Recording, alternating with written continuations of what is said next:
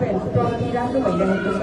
हिजोको दिन जुन बेला यहाँहरू सङ्घर्ष गरिराख्नु भएको थियो त्यो कन्डिसनदेखि नै म यहाँहरूसँगै छु एज अ प्यारेन्ट्सको रूपमा भए पनि तपाईँहरू सँगसँगै तपाईँहरू जति लागि पर्नुपर्छ त्यति लागि पर्न सके पनि एउटा प्यारेन्ट्सको रूपमा मैले गर्नुपर्ने आफ्नो भूमिकाहरू निर्वाह गर्दै आएको छु भन्ने लागेको छ।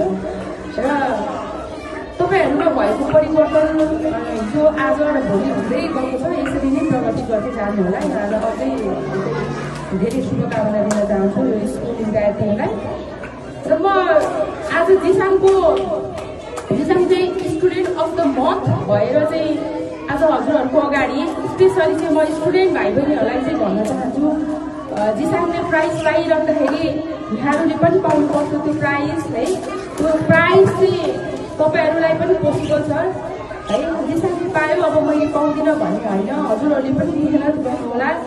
यहाँहरू पनि डिसिप्लिनमा बसेर मेहनत गर्नुहोस्। आफ्नो क्लास टिचरले पढाउनु भएको कुराहरूलाई चाहिँ यहाँहरूले पनि ध्यानपूर्वक मेहनत गरेर अगाडि बढ्नुहोस्। यहाँहरू पनि नेक्स्ट मन्थ असारको महिनामा चाहिँ स्टुडेन्ट अफ द मन्थ हुँदै जानुहुनेछ।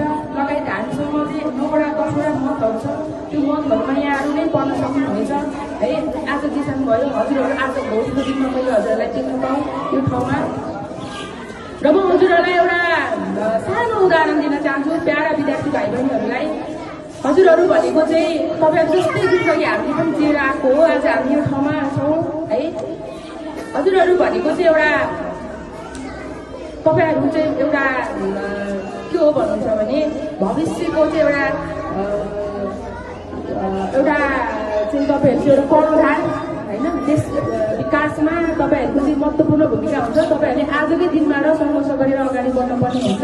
त्यसको निमित्त चाहिँ तपाईँहरूले आज नै एउटा इक्जाम्पल दिन चाहन्छु, एउटा माउरीको इक्जाम्पल दिन चाहन्छु म तपाईँहरूलाई। एउटा माउरीले गुलियो मह बनाउनको निमित्त हरेक फुललाई चुन्ने गर्दछ है।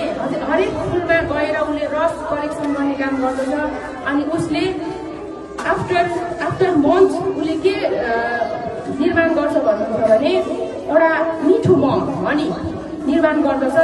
त्यस्तै एउटा जिसाङले पनि एउटा मन्थभरि चाहिँ उसले एउटा फुलमा गएर चाहिँ उसलाई रस चुसेर लिएर आयो। आज उसले त्यो मह चाहिँ कलेक्ट गरेर आज डिस्पोज गर्यो। त्यस्तै हजुरहरूले पनि आफ्नो तपाईँहरूको फुल भनेको चाहिँ के हो भन्नुहुन्छ भने त्यो भनेको चाहिँ तपाईँहरूको बुक हो है। टिचरले पढाउनु भएको कुरा हो।